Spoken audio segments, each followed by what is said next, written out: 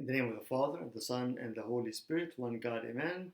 Good afternoon, friends, brothers and sisters, and welcome one more time again as we are continuing this series of Come to the Refuge. And as I always say, another day that we are moving on and just asking the Lord to keep us faithful and keep us enjoying His love and His care and His mercy. Praying that everyone is doing well and that we are holding on to His promises and that we are coming daily to the refuge to find refuge in Him. This time, one of the things that we always use is soap, right? We're washing our hands consistently all the time and we're counting 20 seconds. Soap. Have you noticed that soap is actually mentioned in the book that we are reading? The book of Malachi. If you're just joining us, we've been reading the book of Malachi. Today we're going through chapter 3. Yes, Malachi talks about soap. In verse 2, it says, "Who can endure the day of his coming, and who can stand when he appears? For he is like a refiner's fire and like fuller's soap." Or in a different translation, he is like a refiner's fire and like launderer's soap. The book is talking about soap. And one thing that we are again using more and more and more and making sure that we have enough stock is soap. We cannot, function without soap, especially these days as we are always trying to keep our hands clean. But what does that tell us? The Lord is using circumstances as a soap to cleanse.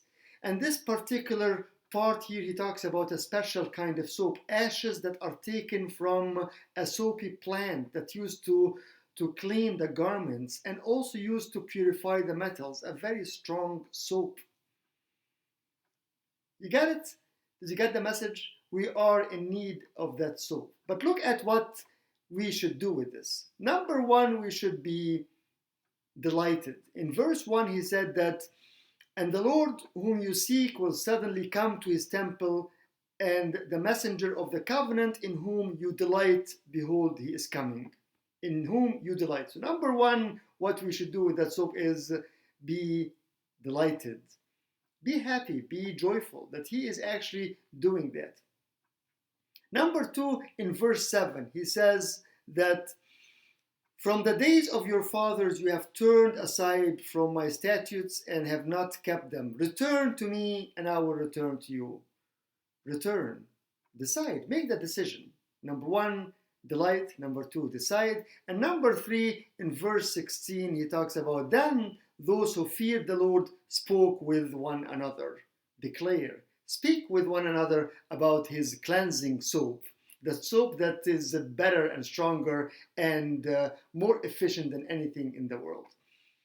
He wants to use that soap on me and on you, and that's why we're going through this time, to cleanse, to purify. Again, have you ever thought that the book will contain and will talk about soap, something that we are using now very, very, very often? Yes. What should we do with that? Number one is delight. Number two is decide. And number three is declare. Have you seen a baby that maybe taken a bath for the first time and is crying or she is crying? But then after a couple times, they start to enjoy that.